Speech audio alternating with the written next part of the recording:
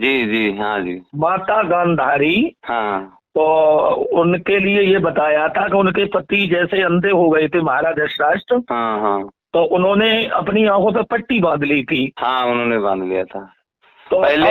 अब पहले ये नहीं मिल रहा है। मैंने महाभारत भी देखा है, हाँ हाँ हाँ। प्रथम खंड जो हम्म। संक्षिप्त महाभारत है, मैं पढ़ता रहता हूँ। अच्छा जी, अच्छा तो अच्छा। उसमें मुझे ये नहीं मिला है कि ये पतिव्रता शब्द माता गांधारी के पीछे कहाँ से लगा है। अच्छा अच्छा, हाँ। इसको मैंने पढ़ा है दोनों, एक महाभारत से और आई है, वो महाभारत से गीता प्रेस से है। अच्छा अच्छा ये पंचम खंड है, शांति पर्व में। अच्छा तो अच्छा, शांति परम में। हाँ, शांति पर्व में मैंने इसको पढ़ा था। तो जी। गांधारी ये पहले पतिव्रता थी, और पतिव्रता और पतिभरता में अंतर है। हाँ हाँ, वही तो। हाँ, ये हाँ पतिव्रता शब्द जो आया है। हाँ, पहले गांधारी महाराज जी, हम तो आपके आगे कुछ नहीं है, लेकिन थोड़ा बहुत आप ही लोगों से सीखा है। पहले जी जो है जी। गांधारी ये पतिव्रता थी, लेकिन बाद में ये पतिभरता हो गई। अच्छा अच्छा, वो पहले कैसे, थोड़ा हमें सक्षम बताओ आप। ये जब धृतराष्ट्र का विवाह गांधारी के साथ में तय हो गया, जी जी। तो गांधारी को ये मालूम हुआ कि हमारे पति जो बनेंगे वो अंधे हैं। हाँ हाँ। तो जो है ये अपने आंखों पे पट्टी बांध लिया। अब यहाँ से ये पतिव्रता बन गई, लिखा है। हम्म लेकिन इसके पहले भगवान शंकर जी की तपस्या किया था इन्होंने। हम्म तो 100 पुत्र भगवान भोले बाबा ने वरदान में दिया दिया था कि 100 पुत्र तुम्हारे होंगे। हम्म उसके बाद में समय गुजरता रहा, गुजरता रहा। तो हम्म व्यास जी जो है एक दिन इनके घर आए, जब जी। शादी हो गई गांधारी की। हम्म तो व्यास जी घर आए, तो व्यास जी की सेवा करना बहुत, मतलब सेवा इन्होंने किया, बहुत सेवा की। जी। तो व्यास जी बहुत खुश हुए और बोले, मांगो क्या चाहिए आपको। तो गांधारी ने कहा कि हमको जो है जैसे हमारे पति बलवान है, वैसे हमारे पुत्र बलवान होना चाहिए। ये गांधारी ने कहा था। हाँ, गांधारी ने कहा। तो व्यास जी ने जी। कहा ठीक है, ऐसा ही होगा, ये मैं तुम्हें वरदान हम्म दे रहा हूँ। हम्म। अच्छा, इतना करके व्यास जी चले गए हिमालय पर्वत पर। ठीक। कुछ समय के बाद में, 2 साल के बाद में, उनके पेट में जो है बच्चा पलने लगा। और जब हम्म। बच्चा पलने लगा 2 साल के बाद में, वो इतना बच्चा कड़क था, बिल्कुल लोहे के समान। लोहे की तरह मतलब। हाँ, ठीक बिल्कुल ठीक। लोहे के समान था हाँ वो। जी, मैंने भी पढ़ा था ये। हाँ, तो मांस का पिंड बन के जो है हाँ, पिंड वो, बन गया था। हाँ, जमीन में फिर वो आया। लेकिन हाँ गांधारी ने विचार किया, ये तो बिल्कुल लोहे के समान है, उसको मेकना जी। चाहा।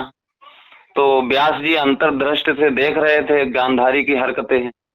अब व्यास हम्म जी वहां पे तुरंत प्रकट हो गए।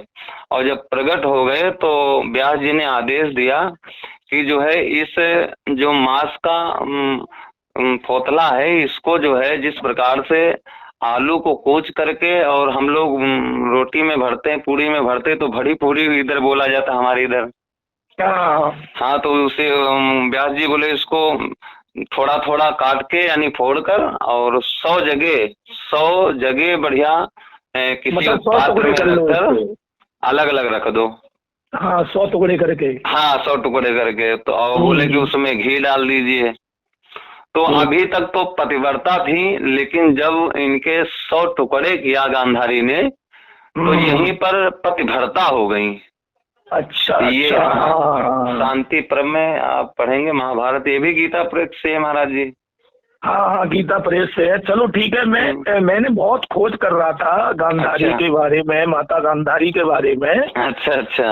हाँ, तो ये मतलब पतिव्रता, मतलब पतिव्रता शब्द नहीं दिख रहा था।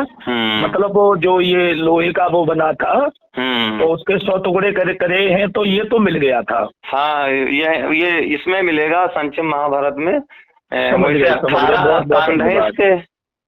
ये ठीक ठीक ठीक। अच्छा, उसी से टुकड़ों से 100 पुत्र पैदा हुए हैं। हाँ, उसी से हुए 100 पुत्र पैदा हुए, उसी टुकड़े से। ये व्यास चलो जी का चलो। वरदान था। और थोड़ी एक शंका, और इसमें यहाँ तक बनने, वैसे ये मत कहना कि प्रश्न हम आपसे कर रहे हैं।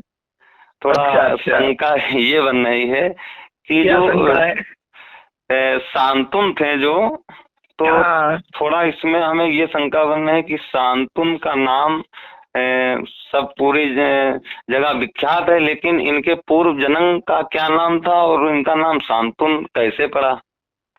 इस विषय में अगर कुछ आप महाराज जी बता दें तो।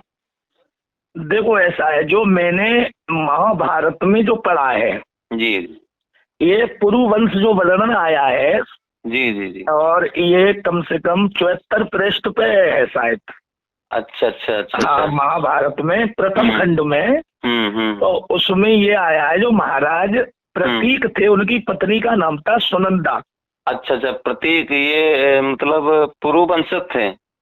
हाँ, पुरुवंशज। अच्छा, उसी वंश में तो प्रतीक की पत्नी का नाम था सुनंदा। सुनंदा के गर्भ से 3 पुत्र हुए थे। अच्छा अच्छा। हाँ, देवाद, शांतुन और वाहिक। अच्छा अच्छा। हाँ, जो सबसे बड़े पुत्र थे देवात, वे बचपन में तपस्या करने गए थे। अच्छा अच्छा। हाँ, और शांतुन ही राजा बने थे। अच्छा अच्छा। हाँ, अब इसमें आपने जो प्रश्न पूछा है कि वो उनका नाम शांतुन कैसे पड़ा, उसमें मैंने ये पढ़ा था महाभारत में कि बूढ़े को अगर ये हाथों से छू देते थे, किसी बुजुर्ग को छू लेते, वो जवान हो जाता था। अच्छा अच्छा। और वो सुखी भी हो जाता था। अच्छा अच्छा, सुखी। जैसे ये महाराज जी ये तो पढ़ा है, जिस पे हाथ वो रख देते थे दुखी हो तो सुखी हो जाता था, लेकिन नाम कैसे वो पढ़ा इसके विषय में थोड़ा अगर कुछ। मतलब ये सुखी जैसे हो जाता था ना, इसी कारणवश इनका नाम शांतुन पड़ा था। अच्छा अच्छा। हाँ हाँ, जो जैसे बूढ़े को छू लेते थे वो जवान हो जाता था और सुखी भी हो जाता था, तो इसीलिए इनका नाम शांतुन पड़ा है। अच्छा अच्छा। ये किसमें मिलेगी? ये जो संचिव महाभारत है प्रथम खंड 74 पृष्ठ पे शायद पुरुवंश में मैंने देखा था, पुरुवंश वर्णन जो हुआ है उसी में है। अच्छा अच्छा। हाँ, चलो एक चीज की जानकारी हुई, और अध्ययन करने से बहुत कुछ मिलता है महाराज, और बहुत कुछ आनंद आता है जब कुछ ऐसी बातें होती हैं। देखो ऐसा है, ये हमारे जो विद्वान लोग हैं वो ये समझाते हैं कि जैसे हमने हाई स्कूल इंटर की किताब पढ़ी तो 1 साल पढ़ने के बाद फिर हम लोग कहने लगते हैं कि अब तो ये पुरानी हो गई। और अखबार जैसे हमने पढ़ा, 1 घंटा पढ़ा तो उसे रद्दी बोलते हैं। सही। मगर ये भागवत वो गंगा की धारा है कि इसे जितनी बार आप अध्ययन करोगे, जैसे गंगा माँ में जब हम स्नान करने जाते हैं तो जितनी बार डुबकी लगाते हैं उसी तरीका से नया जल आता जाता है, जहाँ डुबकी लगाई वो तो जल हो गया, वो तो चला जाता है। इसी तरीका से ये गंगा की एक पवित्र धारा है, भागवत रामायण जो भी है, इनको जितना अध्ययन करोगे, बिल्कुल भागवत जी हो, भागवत तो स्वयं भगवान विष्णु का अंश बताया, कृष्ण का अंश है उसमें, बिल्कुल बिल्कुल साक्षात भगवान विराजमान है। तो इसका जितना हम अध्ययन करेंगे उतना ही कुछ ना कुछ नया प्राप्त होता है। सही सही। हम तो महाराज पढ़ते ही रहते हैं जब फ्री रहते हैं तो, नहीं जरूरी है। और हमने तो जीवन में एक ही चीज सीखी है, भक्ति भाव करना, अपना अध्ययन करना, यही सबसे ज्यादा सीखा है। और जितना अध्ययन करेंगे और उतना ही पब्लिक में परोसेंगे, भाई जो गुरु का दिया हुआ उतना ही आपका नाम बढ़ेगा, समाज में नाम बढ़ेगा, सम्मान बढ़ेगा, सम्मान बढ़ेगा। और भाई अध्ययन नहीं करेंगे तो जानकारी नहीं होगी, जानकारी नहीं होगी तो कुछ बता नहीं पाएंगे, किसी ने प्रश्न कर दिया। सही सही महाराज जी, है ना?